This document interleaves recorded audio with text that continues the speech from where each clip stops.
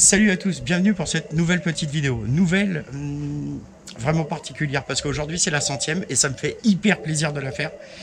Donc aujourd'hui un numéro un peu spécial avec un 2 en 1 j'ai envie de dire, mais qui sera en 2 vidéos parce qu'on va pas mélanger tout, ça va faire n'importe quoi. Donc pour cette 100e je vais faire un tête à casque et pas n'importe lequel parce que pour ceux qui ont suivi les anciennes vidéos, vous vous souvenez de ma journée que j'avais passée à Clastres avec mon pote Thomas. Et ben, ce jour-là, j'ai officiellement rencontré son papa, qui est franchement quelqu'un de sympa et avec qui on a une passion plus que commune, parce que c'est un motard de l'ancienne école et un motard au demeurant. Et donc, aujourd'hui, on va faire son portrait. Et puis voilà, je vais lui demander qu'il me rejoigne, comme ça, il va pouvoir se présenter. Et donc, tête à casque, Philippe. Bonjour à tous, donc, Philippe. Je vais avoir 62 ans au mois de septembre, donc je suis pas de toute première génération. Un ancien. Mais un ancien, mais qui aime toujours autant la moto, puisque je fais pratiquement entre 18 et 20 000 km par an en moto. Ouais, donc on n'est pas dans le motard du dimanche. Motard de bac à sable, passez votre chemin. Donc ouais. Aujourd'hui, je roule en BMW R1200 et RT, les tout derniers modèles, les modèles liquides. Une moto qui est très très bien puisqu'on peut faire énormément de kilomètres. Gros périple là déjà. Donc gros périple au mois de juin puisqu'on est parti avec une bande de potes en Sardaigne, 15 jours en Sardaigne. Après on est repassé sur la Corse encore 15 jours, une semaine dans le sud et je suis remonté dans la région parisienne tout début juillet. Et tout ça par les nationales et départementales. Que du bonheur. L'autoroute en moto, pour ceux qui savent, c'est un peu la galère. C'est un peu la galère et puis c'est surtout super monotone. Et c'est super monotone. Quelle joie de découvrir les petits villages, un peu comme moi sur le road trip de Saint-Malo. C'est vachement plus plaisant, on découvre des villages, on peut s'arrêter en rencontre du monde, alors que l'autoroute, exactement. C'est trace. On s'arrête, on se fait des petits restos. Et ça c'est bien plus cool. Dans le massif central, un peu d'Aligo, ça.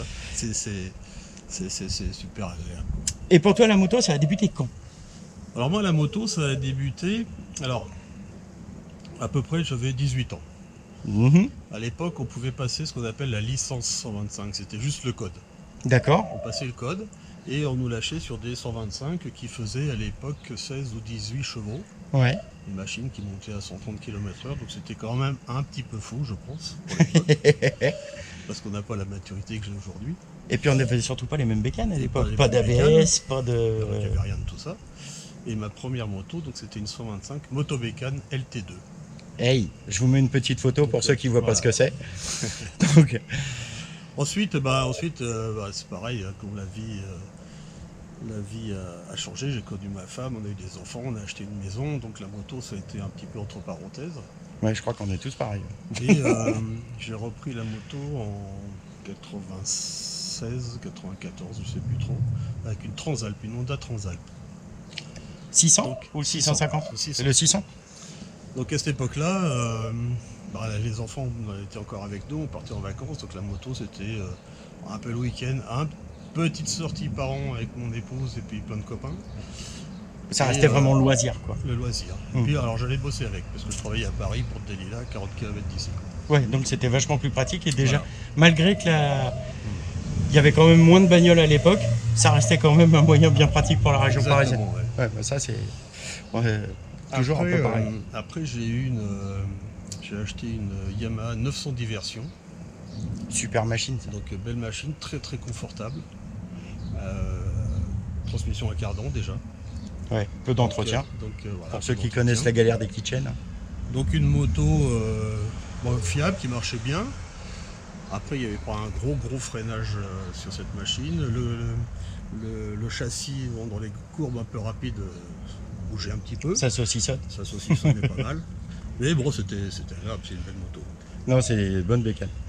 Et après, je commençais à vieillir. Et plus on vieillit, plus on se rapproche de BMW. C'est ça, j'ai l'impression que c'est une étape. Mon pote Marc, qui a la même que toi, si tu nous écoutes, c'est pas pour toi. Mais c'est un petit clin d'œil. Donc j'ai eu à m'acheter ma première BMW, c'était une 850 RT. Ouais.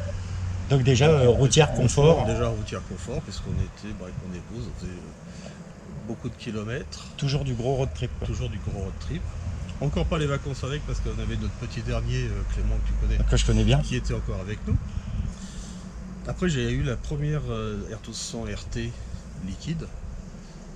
Liquide, n'importe quoi. Refroidissement à air et huile. En 2006. Et là, on a commencé à partir en vacances. Ouais, les enfants étant plus grands. Les enfants ont grandi, ils se débrouillaient un petit peu plus. Ils avaient leur permis, pas encore Clément la première année, mais il y avait son frère Thomas qui était là. Et puis eux, de leur côté, faire des vacances sans les parents, c'est pas mal. Et les parents sans mal les aussi. enfants, c'est pas mal non plus. Et depuis, j'ai eu 3 RT refroidissement à air. J'ai fait une petite incartade chez Triomphe. Je m'en rappelle, celle-là, la Trophy. je connaissais déjà Thomas à cette époque-là. Voilà, la 1200 Trophy. Très bonne machine, 3 cylindres qui marchait très très bien, sauf qu'elle avait pas mal de soucis d'allumage et des choses comme ça. Donc je l'ai gardé quand même. Quand même collectionneur de bécanes. Et je suis revenu chez BM.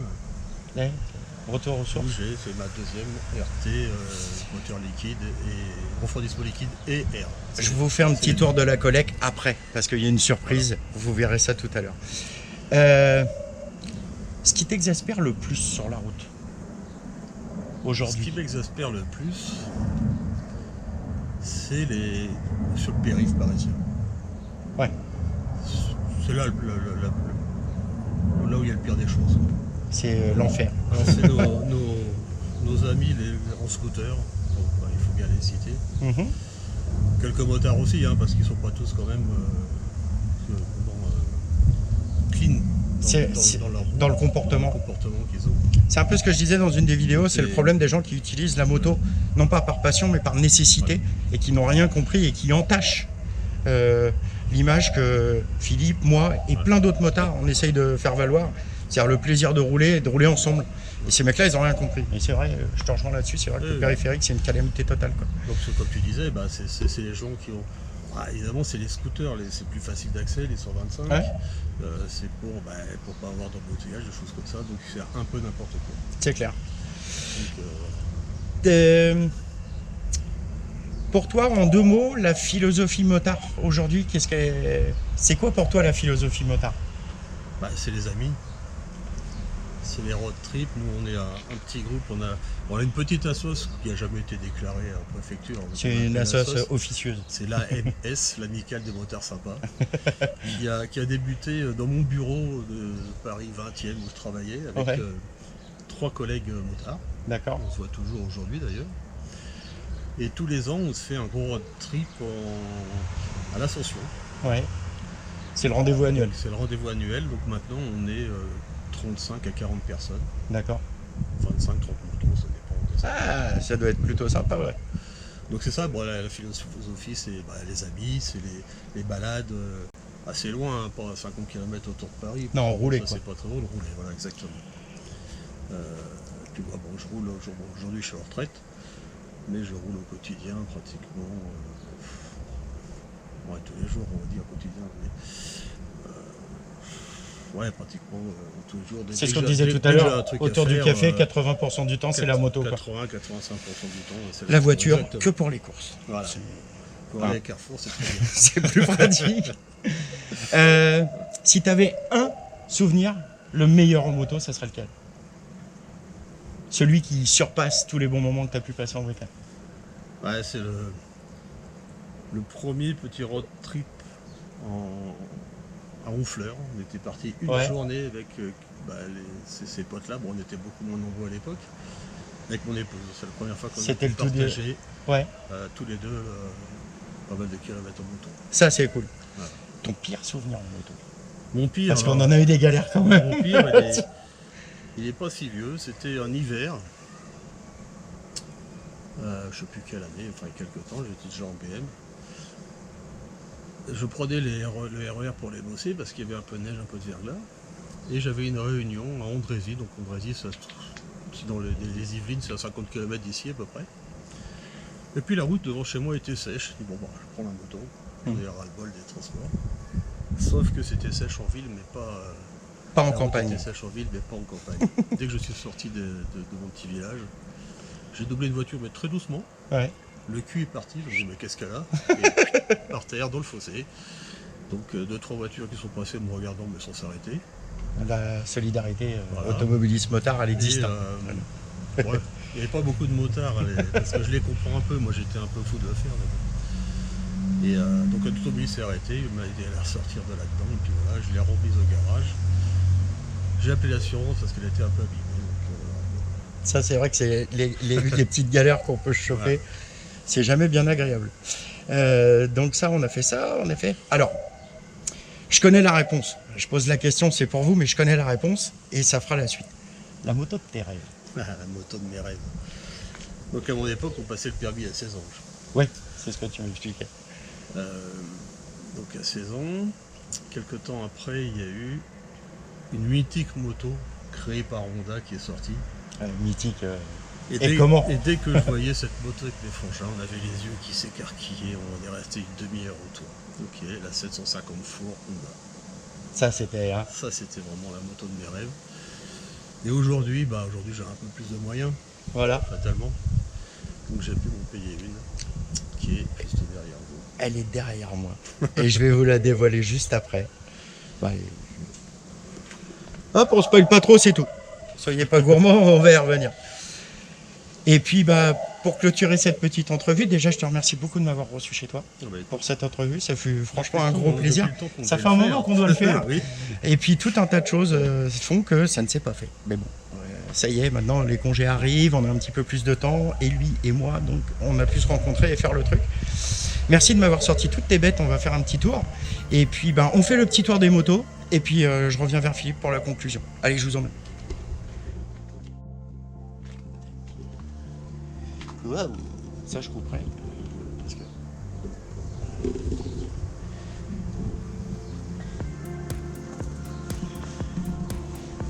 Ah oui, c'est une moto de rouleur. Elle est pas là pour décorer le garage. Ah, et t'as mis une petite ligne à cras dessus. C'est vrai que ça sonne mieux. C'est clair. Elle est moins timide. Alors voilà la 750 Four, qui est juste magnifique. Mais on revient dessus sur la prochaine vidéo à suivre. Et le 250, qui est juste dans son jus, qui n'a pas subi de resto, sauf sur le moteur, une grosse révision. Et puis énormément d'huile de coude. À savoir, pour information, que les chromes et les peintures sont d'origine. C'est dire. Et pareil pour le 4 pattes. Vous avez également la peinture d'origine, l'époxy cadre qui est d'origine. Alors, j'en reparlerai tout à l'heure, mais c'est un modèle un peu spécial. Je vous montrerai ça tout à l'heure. On va revenir par là et on va faire une petite conclusion. Je te laisse le mot de la fin. Le mot de la fin, c'est que profitez tous bien de vos motos. Soyez très prudents. Ride safe, les toujours. cliquer. Ça sert à rien. On peut s'amuser, on peut faire un peu de vitesse, Et- surtout en montagne, des choses comme ça où il n'y a pas trop de monde. Mais soyez prudents. Et je veux dire, t'en es la preuve. On peut rouler longtemps, se faire plaisir, savourer les bonheurs simples sans prendre de risques. Voilà. Alors excusez encore ce côté un peu moralisateur, mais vous commencez pas à me connaître, sinon vous ne seriez pas abonné à ma chaîne, je suis comme ça. Et c'est pour ça que je suis abonné à sa chaîne. Voilà, le ride safe, c'est ça avant tout. Faites attention à vous. Moi, je vous dis à très vite parce que on revient et vous verrez, on n'aura pas beaucoup changé de décor. Je vous dis à tous à très bientôt. Je vais demander à Philippe qui me file un petit coup de main. Voilà, et on va faire le petit cœur pour les filles. Je vous dis à tous à très bientôt et merci à tous. Ciao. Bientôt.